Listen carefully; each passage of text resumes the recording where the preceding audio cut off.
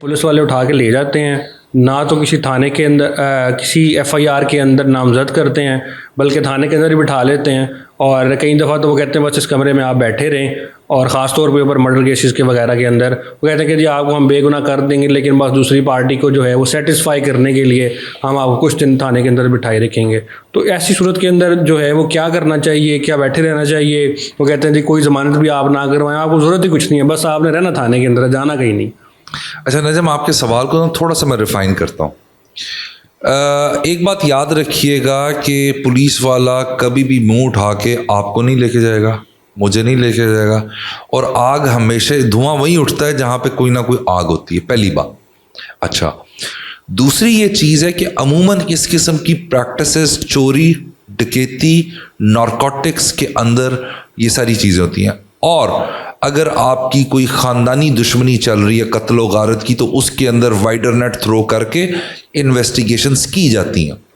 और उसकी सबसे बड़ी जो एक हर्डल है, उसकी वजह यह है कि पुलिस कानून के मुताबिक 14 दिन से ज़्यादा अपने पास नहीं रख सकती। कानून है 14 दिन से ज़्यादा नहीं रख सकती। तो परसेप्शन पुलिस के पास ये है कि जो कॉम्प्लेक्स केसेस हैं उसके अंदर, या जैसे चोरी डकैती के पूरा का पूरा गैंग पकड़ना है, तो उसके लिए वो अमूमन करते क्या हैं, they just pick those people, उनको उठा लिया लेकिन उनकी गिरफ्तारियां नहीं डाली, और वो बैकग्राउंड के ऊपर उसकी तमाम की तमाम तफ्तीश कर रहे होते हैं।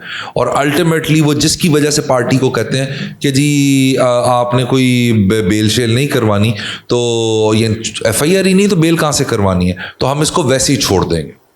और ये उसकी एसएचओ की पावर्स है, वो छोड़ सकता है।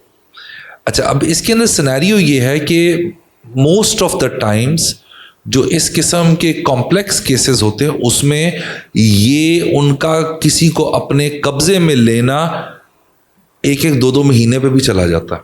तो उस सिनेरियो के अंदर वो तमाम लोग जिनके साथ ऐसी कोई हरकत हो, उनके लिए आपके पास ज़ाब्ता फौजदारी में एक प्रोविज़न अवेलेबल है जिसको बोलते हैं 491 CRPC।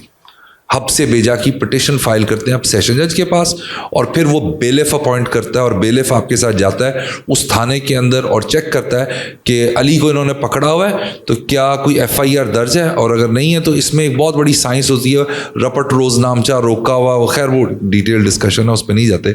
तो वो देखते हैं कि अगर कोई एफआईआर नहीं है, उस अली को पकड़ेंगे और अदालत के सामने ला के कहेंगे कि सर हमने सारा रपट रोज नामचा चेक किया, कोई एफआईआर नहीं है, इसकी कोई गिरफ्तारी मतलूब नहीं है, किसी एफआईआर में नामजद नहीं है, तो अदालत उसको उसी वक्त जो है वो छोड़ देती है और डायरेक्शन दे सकती है उस एसएचओ के खिलाफ, उस पुलिस ऑफिसर के खिलाफ जिसने उसको हब से बेजा में रखा हुआ था। ये एक स्ट्रीम है। दूसरी स्ट्रीम, अगर मल्टीपल पुलिस स्टेशंस इन्वॉल्व हो तो फिर आपके पास आइन के आर्टिकल 199 के तहत ये प्रोविजन अवेलेबल है कि आप हाई कोर्ट के अंदर कॉन्स्टिट्यूशनल पिटिशन फाइल करते हैं ऑफ हेबियस कॉर्पस। अच्छा, एक और भी प्रैक्टिस हमारी पुलिस बहुत कमाल की करती है, जो मैं आपको बताता हुआ चलूँ अपने एक्सपीरियंस की बेसिस पे, कि अगर फ़र्ज़ करें एक कोई चोरी डकैती की एफआईआर है और मुलज़िम गिरफ्तार नहीं हुआ, तो आप उसकी प्री रेस्ट अप्लाई करते हैं, जो मैंने भी आपको पहले एक्सप्लेन की। तो जब आप शामिल तफ्तीश होते हैं ना, तो तफ्तीशी फोर्स करता है उस मुलज़म को कि अपनी पिटिशन विड्रॉ कर लो, मैं पर्चा खारिज कर दूँगा। बिल्कुल। और अगर तुमने ना किया तो मैं फिर ठीक ठाक टिका के तुम्हारे खिलाफ लिखूंगा, तुम पहले विड्रॉ करो, अपने वकील से जान छुड़ो। अब वकील बेसिकली जो चीज़ होती है वो आपके लॉ, आपके राइट्स, आपकी ऑब्लिगेशंस को कमांड एंड कंट्रोल करके आपको बता रहा होता है। सो पुलिस चाहती है कि ये वकील से साइल जितना दूर रहे और हमारे डोमेन में रहे, तो उसको अच्छे तरीके से कंट्रोल कर। तो वो भी एक बिल्कुल इलीगल प्रैक्टिस है।